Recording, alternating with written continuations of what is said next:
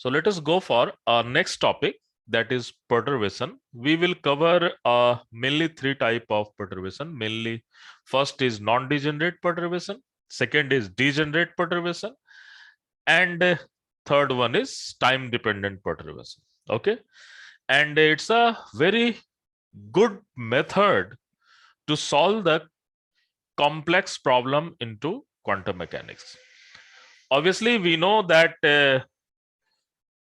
it is not easy to solve each and every problem completely,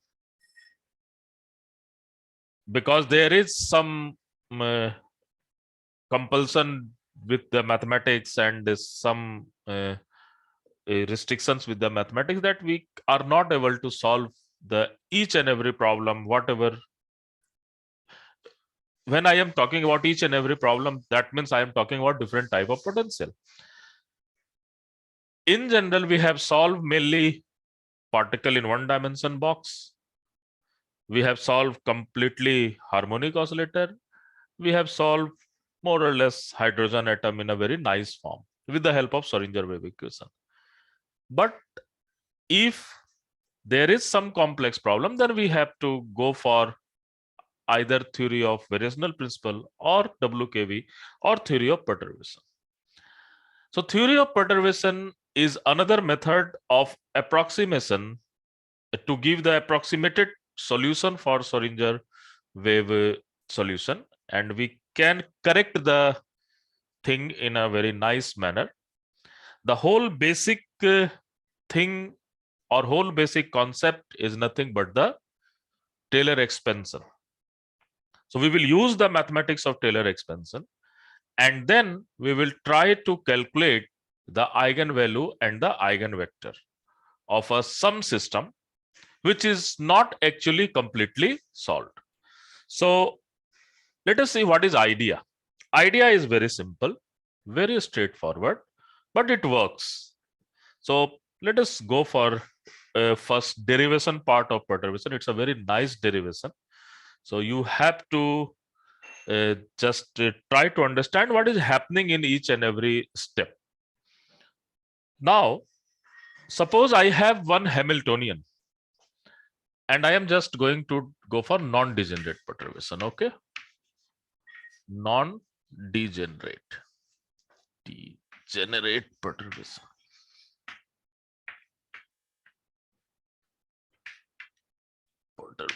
Non-degenerate perturbation. Okay, so what is idea?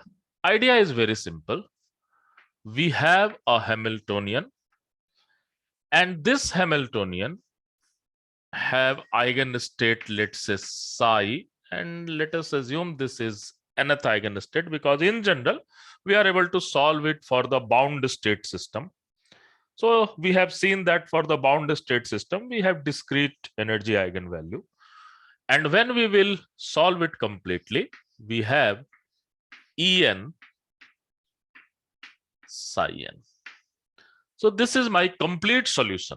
If I am able to solve this equation, then obviously we can solve it. Obviously, this is complete solution.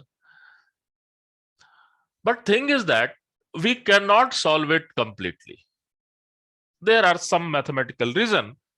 Maybe the calculation may be very complex, or they may be very clumsy. So it is not advisable to you that you can solve it completely. Then what you can do?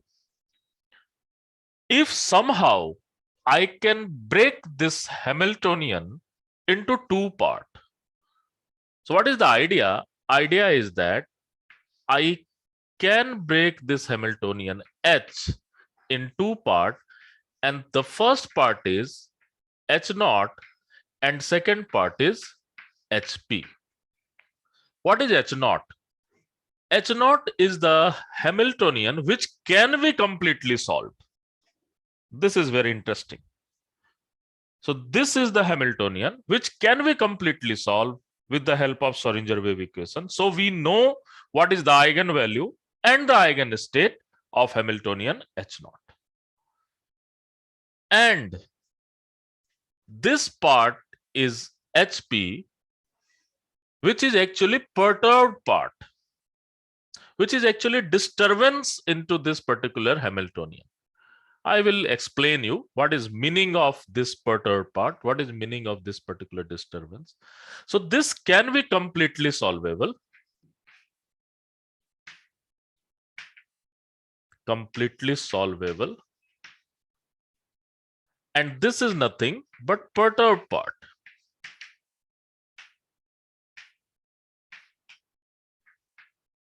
So this is perturbed part. If H naught is completely solvable, what is meaning of that? Meaning of that, I know what is eigenvalue.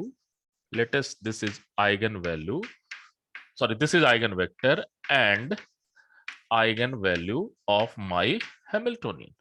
So I know what is this eigenvalue and eigenvector of H naught. Then only we can say this is completely solved. Okay. So this is my original Hamiltonian. Sometime you can say it original Hamiltonian. Sometime you can say the Hamiltonian which can be completely solved. So you know what is the eigenvalue. You know what is the eigenvectors or eigenstate you can say. And obviously we have orthonormal basis for phi n. So we have phi n and phi m is equal to delta nm. So this thing we know in a very nice way. Now, what is this particular thing? This particular thing is the extra term is just giving some disturbance to this particular system, which Hamiltonian is H naught. So HP is some sort of disturbance, some sort of perturbation into H naught. Just I am giving you an example. Sir ये phi n दोनों semi state है ना sir, जो H naught and H apply हो रहा है? क्या है? जो H अप्लाई हुआ है psi n पे और जो H naught अप्लाई हुआ है phi n पे, वो दोनों स्टेट सेम है क्या? No. This is different thing. Different तो लिखा हुआ है. This is psi n. This is phi n. Okay, sir. Okay. So this we have to solve. This thing we know. So if these two will be same, then what is need to doing the anything? Okay. So these two are different things. Okay. Got it, sir. Thank you. Okay. Now let us see which sort of thing we have to discuss. Suppose I have Hamiltonian particle in box and this is my Hamiltonian, suppose particle in box, and we know what is the solution. Suppose this is between 0 to a. So we know what is my phi n. My phi n is 2 by a sine n pi x upon a. If x is between 0 to a and 0 otherwise. So we know what is my phi n. We also know what is my En, and that will be n square E naught. And E naught is the parameter which is a function of A, M, and H cut and all this thing. We all know this particular information of particle in box. And suppose what we want a new system, and this new system is something like this.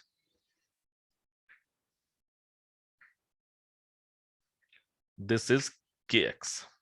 This new system is something like this. I have just tilted this particular base of this box, something like Kx.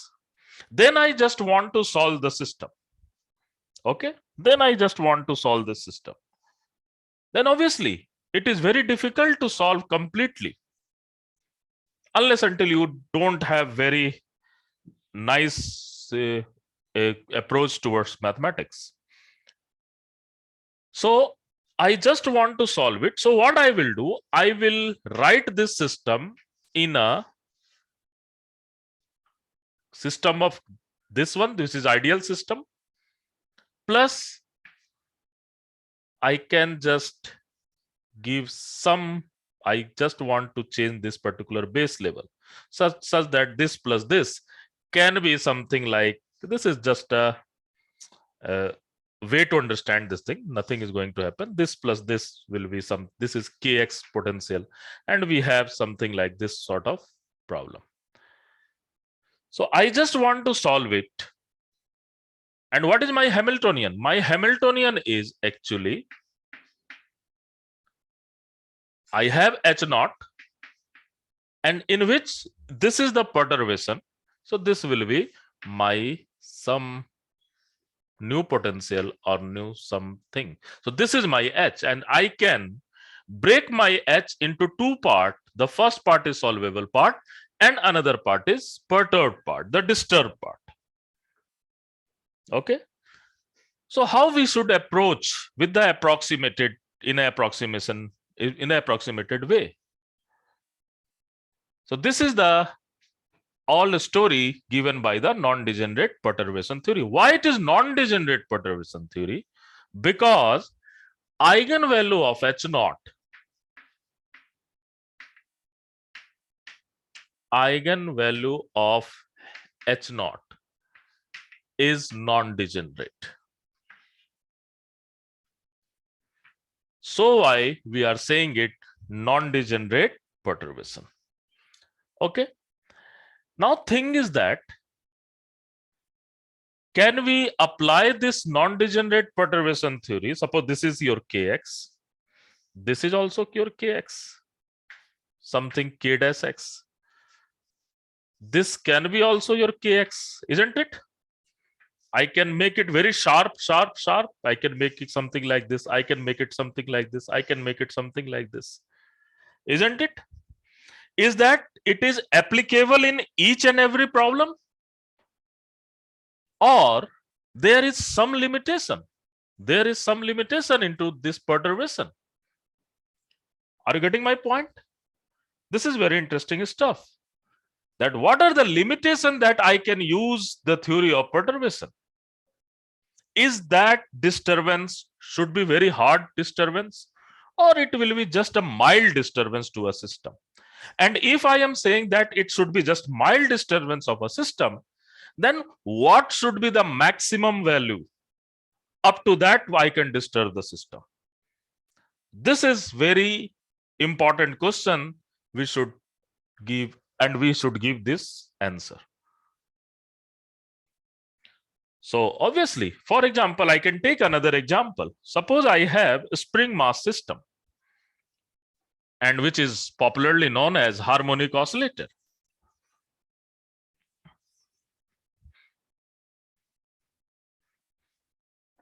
I have a spring mass system, and this is, suppose, a spring mass system. And we know what will be the solution of this particular system. If I have angular frequency omega, then I have solution n plus half h cut omega, and the n ket will be my eigenstate. And suppose I just put some charge onto this particular mass, and I put in a constant electric field. Let's say this constant electric field is E naught. Then what will happen? This E naught will give it extra force. But thing is that, and what will be the potential? The potential, suppose this charge is positive, then my potential is equal to minus Q E naught X. This is my potential. And what is my original Hamiltonian? The original Hamiltonian is H naught, which is the harmonic oscillator. So I can write Px square upon 2m plus half m omega square x square. And this thing, this potential V, is identified as minus Q E naught X. This is my perturbed Hamiltonian. This is my perturbation. And this is my disturbance to this particular system.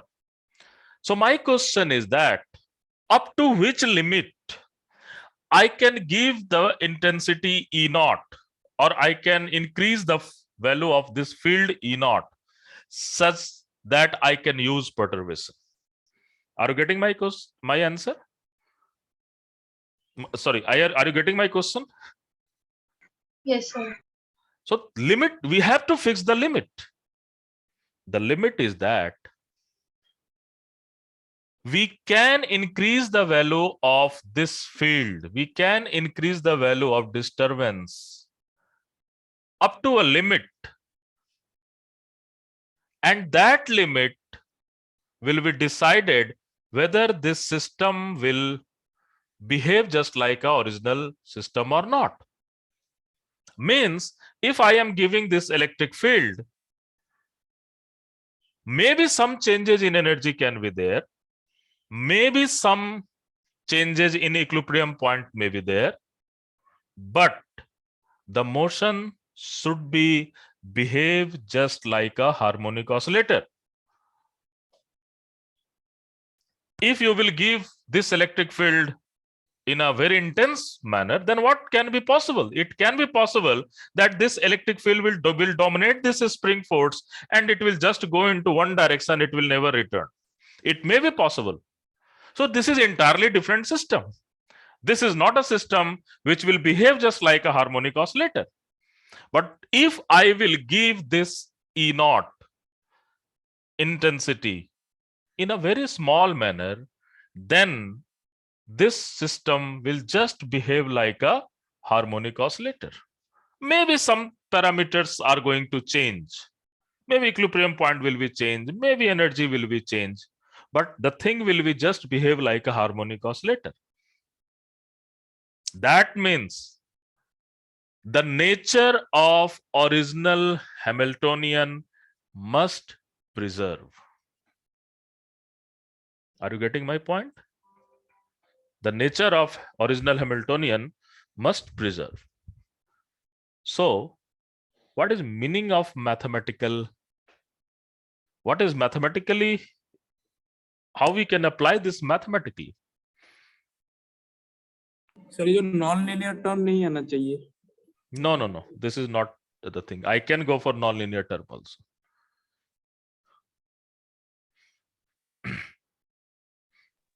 By introducing some parameter which should not like extend from certain limit that we set. Okay, yes, I can introduce some parameter. So I have this HP, which can be given by lambda W, and this lambda is very small. This should be less than 1, isn't it?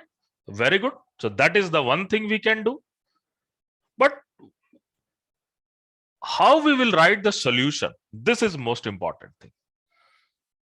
If I am talking about harmonic oscillator, that means the nature of harmonic oscillator must preserve. What is meaning of that? Meaning of that, I must write this psi n, which is the original Hamiltonian, which is the solution of combined Hamiltonian H naught plus HP in a basis of, or in a basis of mainly the eigenstate of H phi n. In somehow I can write En and psi n as a function of eigenstate of phi n. Then only we can say, yes, harmonic oscillators, the behavior of harmonic oscillator is just going to preserve, isn't it? What is meaning of harmonic oscillator in quantum mechanics? The meaning of harmonic oscillator in quantum mechanics is this particular n ket. This is number ket, and which will be the combination of mainly Hermite polynomial and the Gaussian, isn't it? We know all this thing. So we should make a condition such that, and this is the condition, if this will be the condition, then the information of original Hamiltonian is enough to solve the complete system. Okay? Then only we can solve it. So let us try to go for it, and let us see what is the idea behind the derivation of this particular non-degenerate perturbation. If you have any doubt, you can just ask me.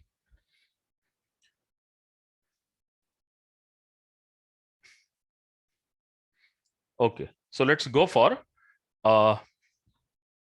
basically derivation part of non-degenerate perturbation. This is a very smart derivation. So we should do this. Okay. So let's try to go for this.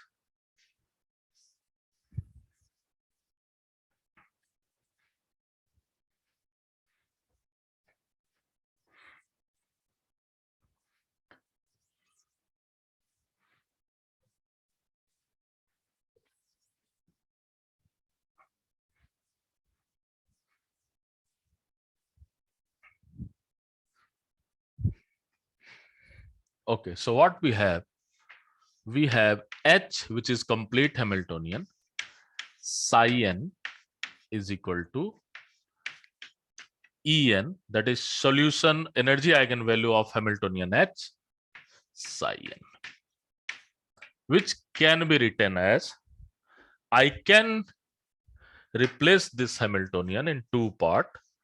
The first part is solvable part of Hamiltonian, and second part is perturbed part of Hamiltonian. This psi n is equal to En psi n. Okay. And again, I can write this particular HP with the help of some lambda, some parameter, which should be very small. So what is my complete form of Schrodinger wave equation? Lambda W is nothing but HP. This will be En psi n. And same time, we have H0 phi n is equal to En0 phi n. So En0 is the eigenstate of H0. I have deliberately written this particular E0. And what is the idea? The idea is that if I will solve this particular equation, then obviously this will be the solution which have parameter lambda. This psi will have also value of lambda, and this En will also have value of lambda, isn't it? अगर आप इसको completely solve कर पाते, then lambda will be always there. So what we will do, we will just go for a Taylor expansion, a different polynomials of lambda. And this lambda is very small. This is less than 1. So I can write psi n is equal to phi n 0 plus lambda 1 or lambda psi n 1 plus lambda square psi n 2. And you can just go for all higher values. The idea is that I have to write this psi n1, which is correction part, into the original Hamiltonian. Suppose lambda is equal to 0, this psi n is equal to phi n 0. Suppose lambda is equal to 0, then total Hamiltonian is the original Hamiltonian. So the total Hamiltonian will be, so solution of total solution of eigenstate of total Hamiltonian must be equal to original Hamiltonian if you will put lambda is equal to 0. But if there is some lambda, there is correction part, this psi n1, this psi n2, up to psi n1 is a correction in a wave function up to order lambda.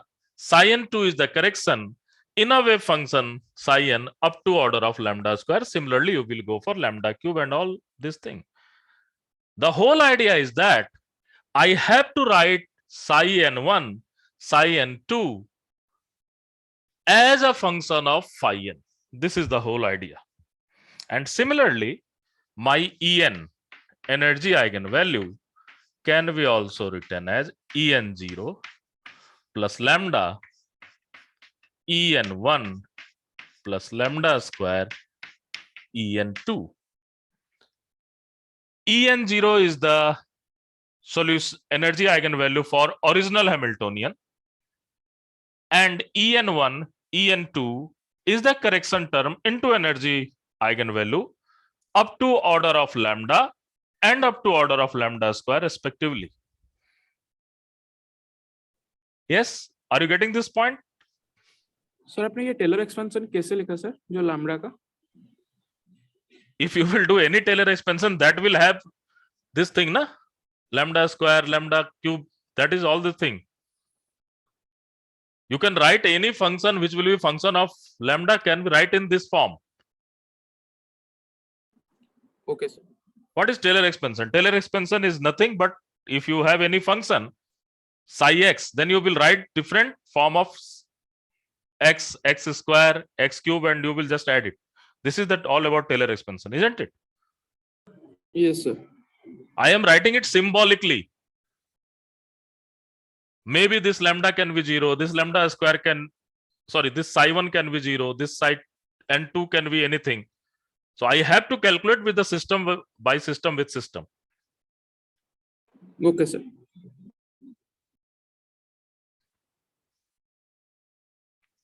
So this is my En and this is my psi n. Okay. Now, obviously, if this is the solution, this will obey this particular equation. This will satisfy this particular equation. So let us try to go for this equation.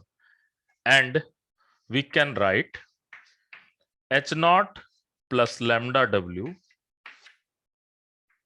And this psi n can be written as phi n 0 plus lambda psi n 1 plus lambda square psi n 2. And this must be equal to En. So I have En 0 plus lambda En 1 plus lambda square En 2. And I have this psi n also here. So I am writing this psi n here. So that value is phi n 0 plus lambda psi n 1 plus lambda square psi n 2 and so on. So what is the idea? We will just equate the coefficient of lambda on both sides. Okay. We will just equate the coefficient of lambda on both sides. So let us try to go for the proper equation. Okay. So, okay, this is not needed now. The derivation is very interesting derivation, and you can see only simple algebra can work very nicely. So first we will go for lambda to the power 0. So what will be coefficient of lambda to the power 0 into left side? H naught phi n naught. So we have H naught phi n. This is not phi n naught. Just write it phi n. Don't worry. And these are a size, okay? Psi 1, psi 2. So just go for phi n. And what will be in this side? Coefficient of lambda to the power 0? En naught. En naught. So that will be En naught. This is the coefficient for lambda to the power 1. Okay. We are equating the coefficient on both sides. Now, what will be coefficient of lambda to the power 1 in this side? This will go to this one and this will go to this one. Only these two things are coefficient of lambda on both sides, isn't it? So Yes, I have H naught psi n1 plus lambda, sorry, not lambda, W phi n must be equal to, in this side, we have this to this and this to this, isn't it? And all other are different power of lambda. So we have En naught psi n1. So En naught psi n1. What will be next part?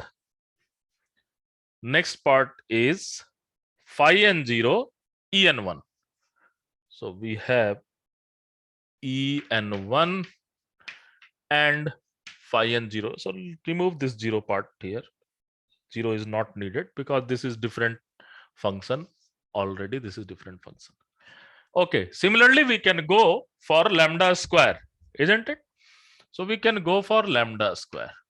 So what will be for the lambda square? H0 will go to square and psi1 will go to W. That's it, isn't it? इसके अलावा कुछ और रहेगा क्या? Yes, sir. Okay. No, So sir. H0 will go to psi2 plus this W will go to psi1. Psi1. And in left side, in right side, we have En0 with psi2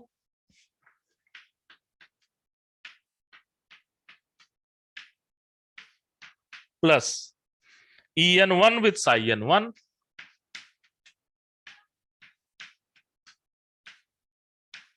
okay, and En2 with phi n.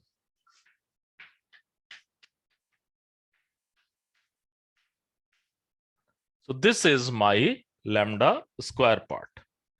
Okay, so this is my lambda square. Now look at the next exercise. Next exercise is very important. Then we can, in a just one stretch, we can get all the value of unknown term. So what are the unknown term here? Can you please tell me what are the unknown term here? The unknown terms are psi1, En1, psi2. These all are the unknown term. Psi2. These all are unknown term.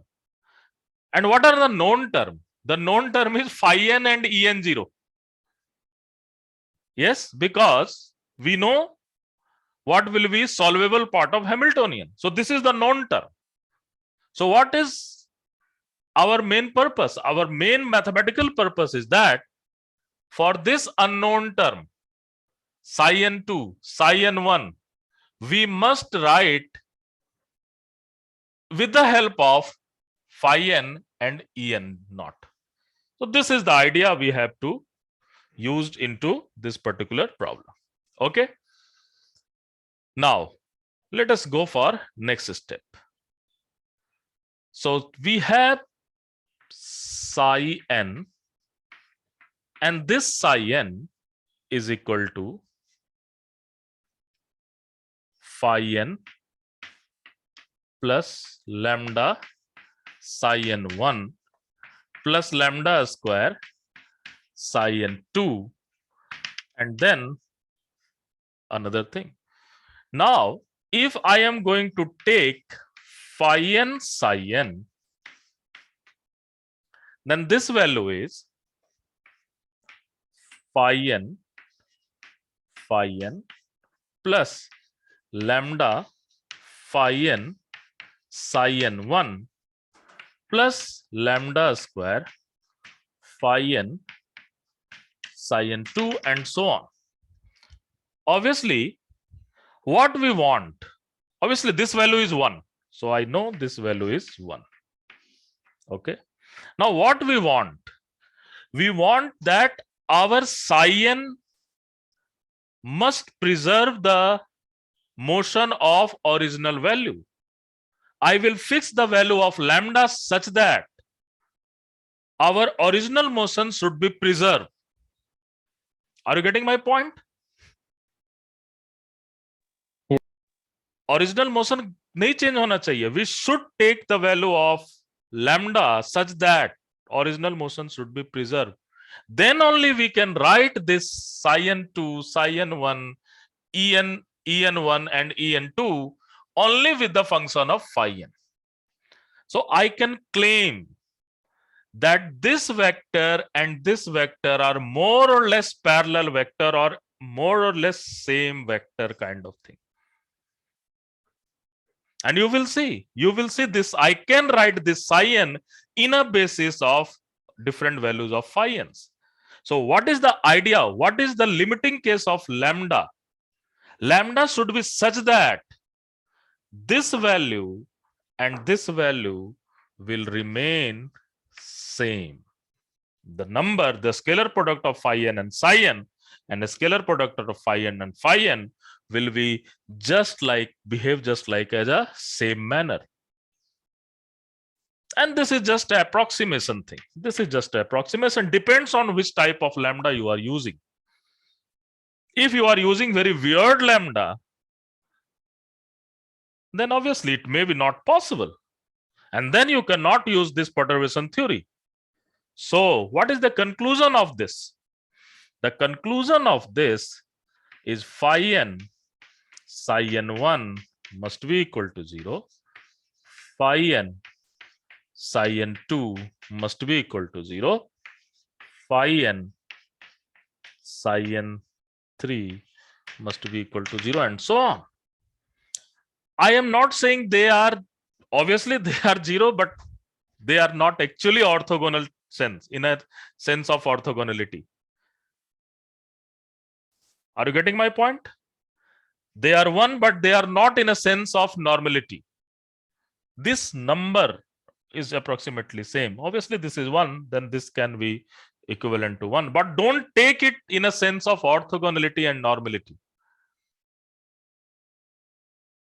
This is slightly different function. Okay, so this value is 0, but I cannot say anything. I cannot say anything about phi m psi n. This is, I cannot say this, that this value is also 0. I cannot say. I cannot claim that this value is 0. Are you getting my point? What is meaning of that? Meaning of that, if I am talking about ground state total wave function, then I am just talking about ground state of original function. Only this will satisfy this equation, the ground state with the correction term of the ground state. Are you getting my point? Yes, sir. This is very interesting. This is very interesting. So you cannot claim phi m psi n1 will be 0. No, it cannot be 0. It may be 0 with the mathematical reason, but in a conceptual region, I cannot claim that this value is 0 if m and n are different. Are you able to understand this thing? This is Yes, sir. actual mathematics we are doing in a quantum mechanics. Okay, only this will be 0 if we are going for the n to n, 1 to 1, 2 to 2, 3 to 3. But you cannot say 3 and psi 1 2. No, I cannot claim this is 0. It may be 0, that is different issue, but I cannot claim with the help of concept, with the help of physics, I cannot claim this is 0 because I have fixed my lambda such that this and this will be more or less parallel to each other. So now I have this particular situation, and now I will just try to figure it out. What will be my psi n1? What will be my en1? And then I will write the direct expression of en2. So everybody is satisfied up to this? Yes, sir. If you have any doubt, you can just ask me. And this derivation is very important because it may be asked in the examination. Okay, this property may ask in your exam. If some people who is very sensible about the topic, then they can ask this particular property of your wave function. Okay, so now let us try to calculate each and every part. Mainly I will calculate en1 and psi n1, and then I will write directly what will be en2. Okay, so let us go for this equation.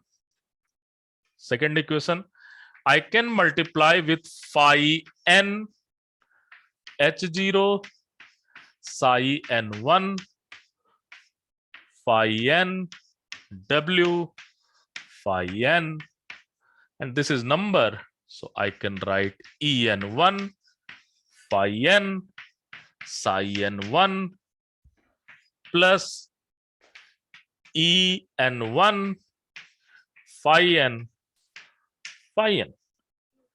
Okay, so I know this H naught is Hermitian, so it will act. It can act on a bra and will give you the same number or same eigenvalue, isn't it?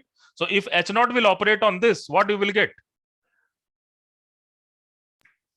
En0. En0, and we will get phi n psi n1. Sorry, this value is plus here. This is nothing but the expectation value of W on the state phi n, isn't it? Yes, sir.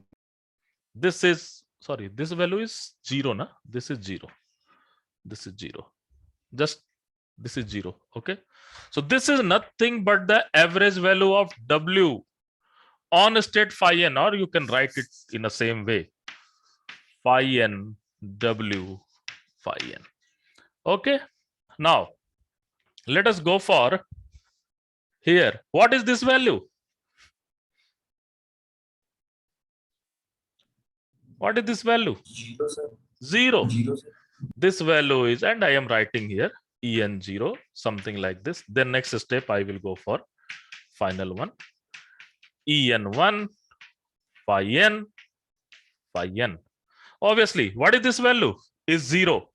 Due to orthogonality? No, due to not orthogonality. Due to my adjustment of lambda. So this value is 0.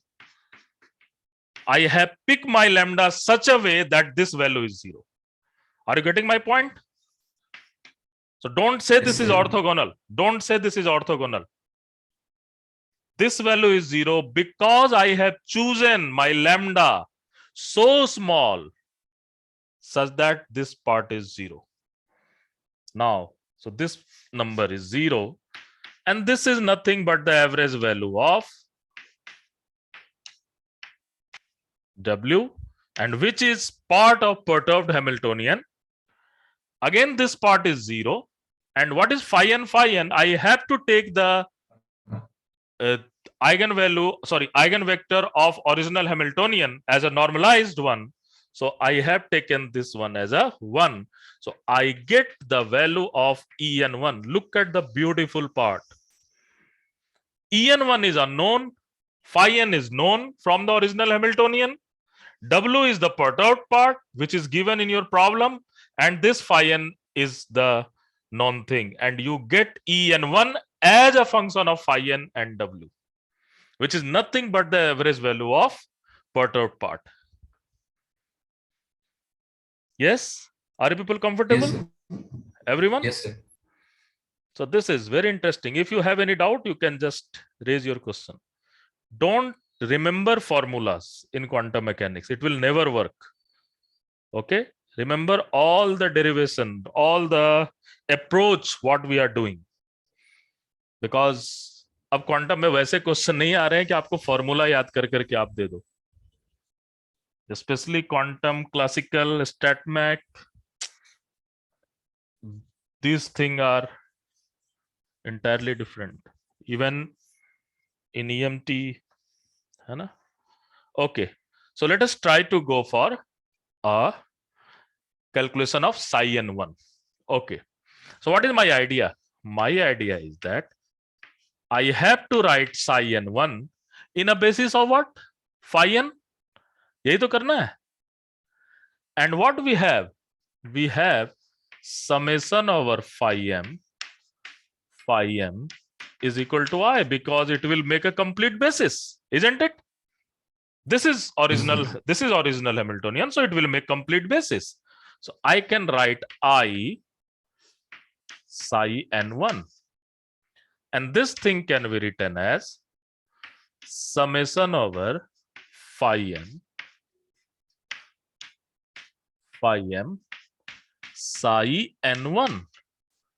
Please, you cannot claim this is 0, isn't it? But here you have to fix the proper index. M should be not equal to n, isn't it? Because if m will be equal to n, then this value is 0. And I should avoid that particular number, isn't it? We have seen in the last discussion. So this value, so हमेशा मत करो, है ना? सो m should be not equal to n. जब मैं पूछूं तो करोगे, okay? Yes sir, it will not looks good. Okay, so now we have to calculate phi m psi n. So let us go for calculation. This is very nice calculation. Okay.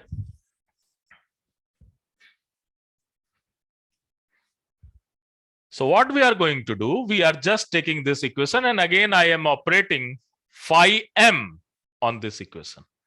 So let us go for this. Phi m h naught psi n1, that will be phi m w phi n, and this value is equal to en0 phi m psi n1 plus en1 phi m phi n. Okay. Now h naught will operate on phi m. This is m, this is not n. So h naught will operate on phi m. What it will give? It will give em0 phi m psi n1.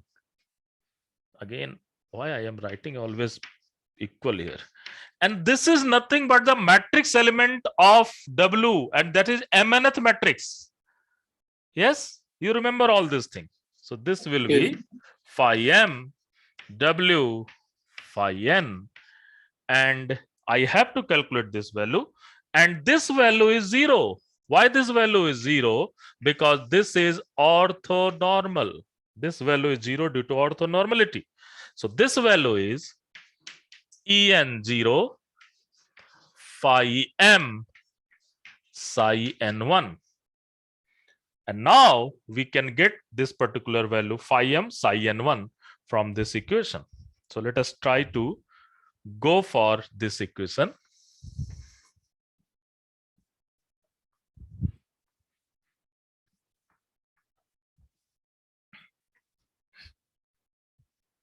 So we have phi m w phi n, and this value is equal to en0 minus em0, and this value is basically phi m psi n1. And what is my value of phi m psi n1 is equal to phi m w phi n by en0 minus em0. It's a wonderful derivation. It's a wonderful derivation. Now I have to write the complete formula of psi n1 is nothing but summation over m is equal to not n, and this will be phi m psi n1. This is number, as well as we have m, isn't it? I can write the same thing. So I can replace this value from here. So I am just removing this part.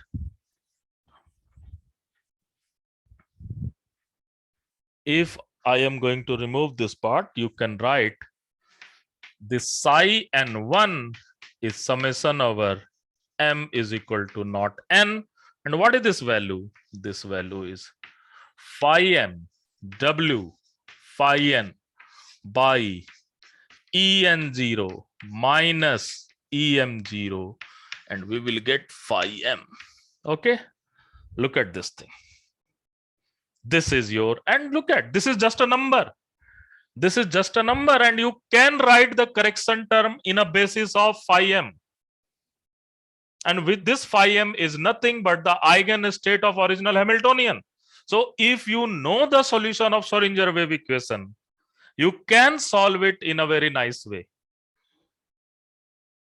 Yes, that is just an application of Schrodinger wave equation, isn't it?